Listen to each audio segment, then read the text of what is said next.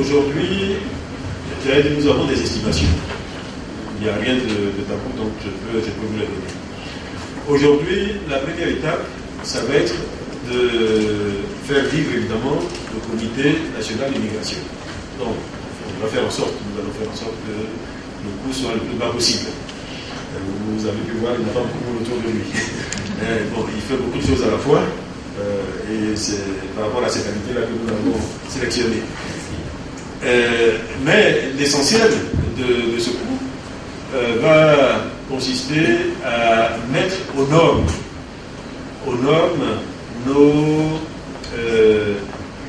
centres émetteurs. À mettre aux normes nos centres émetteurs. Aujourd'hui, ces centres émettent en analogique.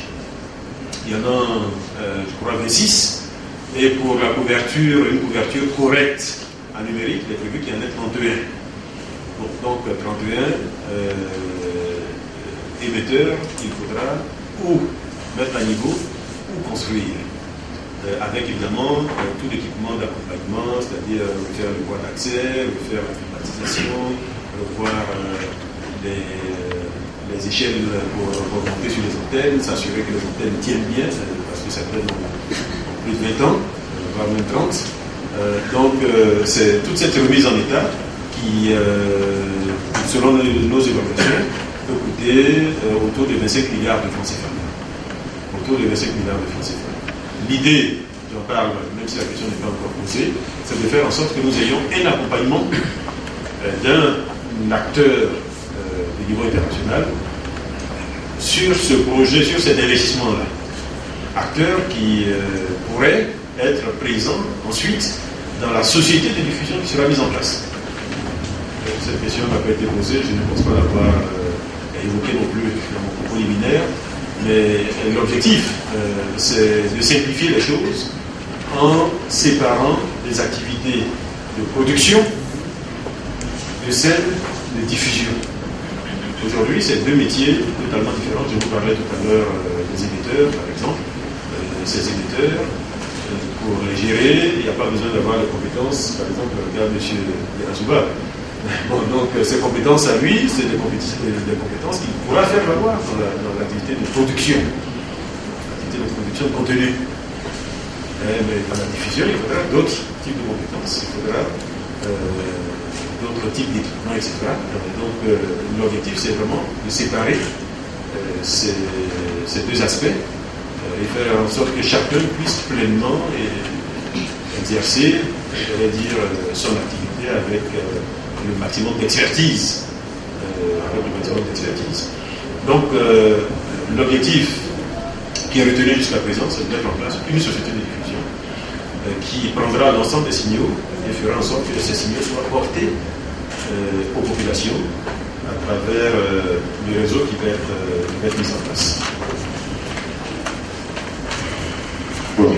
Juste le temps de rappeler que la conférence est retransmise en direct sur le portail du site du CICG, www.gouv.ci. Merci également aux administrateurs, membres du Conseil de régulation qui sont présents dans cette salle. La deuxième série des questions, ces questions il y a bien sûr, ce sera à la fin de cette conférence de presse. Chers confrères, est-ce que vous avez encore des questions ou est-ce que le ministre a été suffisamment clair? Il y a une question. Oui. Monsieur le ministre, vous n'avez pas. Le micro. J'avais demandé ce qui est fait pour empêcher quand même que la vente se poursuive, la vente des télévisions analogiques se poursuive.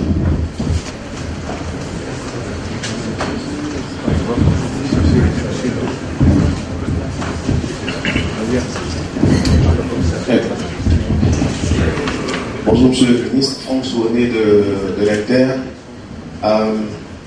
La question de la régulation me paraît assez importante et je souhaiterais que vous reveniez là-dessus pour nous dire concrètement comment cette convergence, parce qu'on a là en présence deux secteurs, celui des médias et celui des télécommunications et puis ici. Alors comment est-ce que la régulation va se faire concrètement?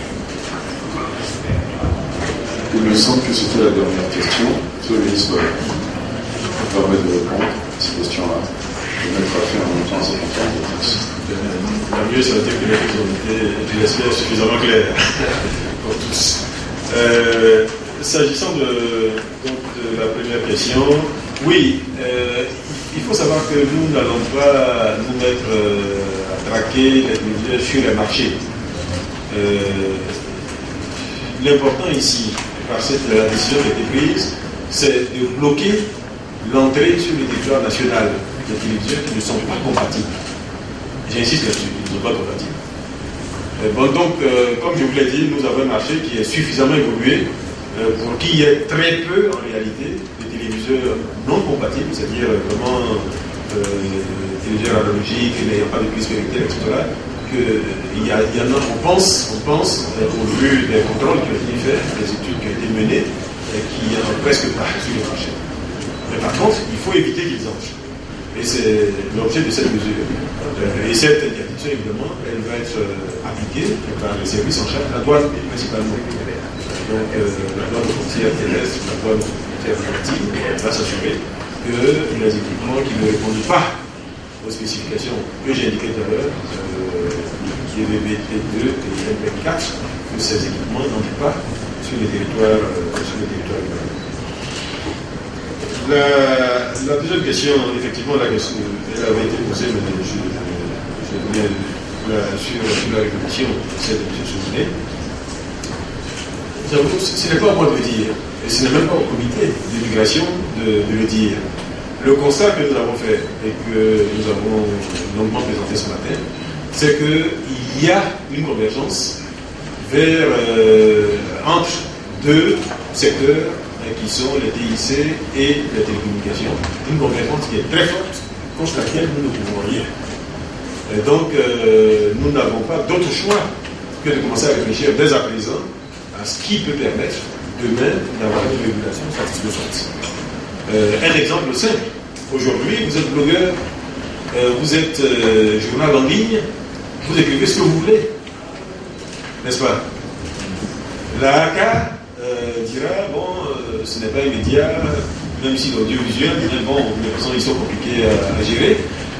Donc, la ACA risque de ne pas vous importuner, Ça va être la même chose pour les DIC, puisque, a priori, à partir du moment où vous êtes client de FAI qui est homologué, etc., que vous avez des équipements qui sont homologués, nous n'allons rien dire. Donc le risque, c'est qu'il y ait des gens comme ça dans un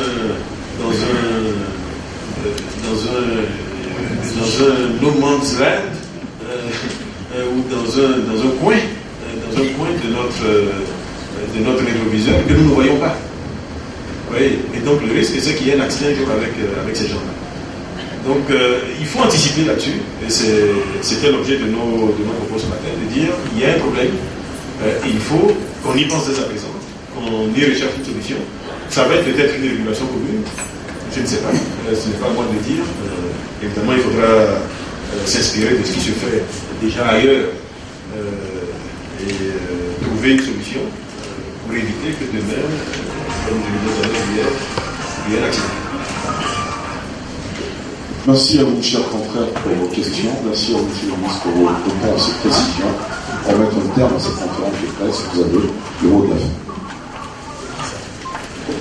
Le mot de la fin, c'est vraiment revenir sur la conclusion de mon propos tout à l'heure, qui consistait à dire que la Côte d'Ivoire, dans beaucoup de domaines, agit comme un pays modèle. Dans beaucoup de domaines, les autres pays s'inspirent de ce qui se fait en Côte d'Ivoire. Donc il n'est pas normal que, s'agissant de cette migration, que nous soyons un mauvais élève. Nous avons certes pris du retard, mais nous sommes encore en mesure de rattraper ce retard-là pour faire en sorte que le 17 juin 2015, il y ait un signal analogique au moins sur une partie de la Côte d'Ivoire. Ça, c'est l'engagement que nous prenons.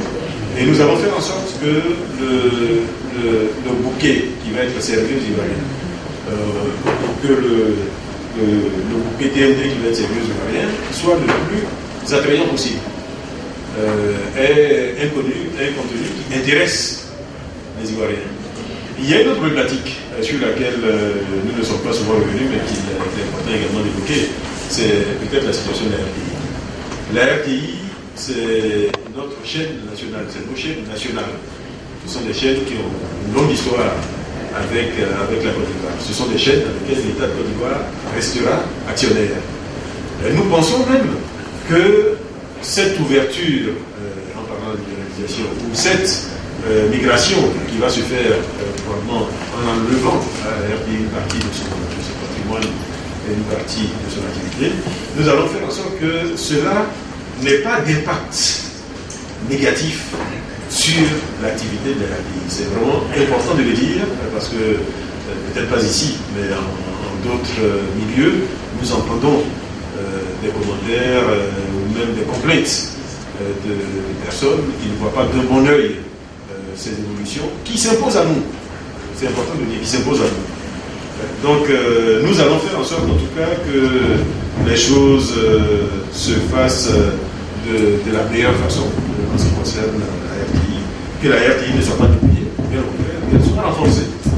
Qu'elle soit renforcée, qu'elle ait le moyen de son action, qu'elle ait le moyen de compétir avec ces chaînes privées qui vont se mettre en place. Je vais terminer en souhaitant la meilleure collaboration entre toutes les structures qui sont aujourd'hui membres du comité de pilotage, entre le ministère de la Communication, la ACA, nous-mêmes, le ministère du Commerce, le ministère du Budget, le ministère de l'Environnement, etc., pour faire en sorte que, à bonne date, nous ayons une DNT respectable, une DNT qui présente une je voudrais, en passant, remercier tous les experts qui ont travaillé depuis le début, déjà au niveau du groupe de travail, et ensuite au niveau du comité de migration, absolument au niveau du comité opérationnel de cette migration. Les remercier pour le travail bénévole qu'ils font et qui nous fait que nous avançons dans la mise en œuvre de ce projet-là. Merci à tous et à une prochaine fois pour échanger sur les avancées de ce projet. Merci beaucoup.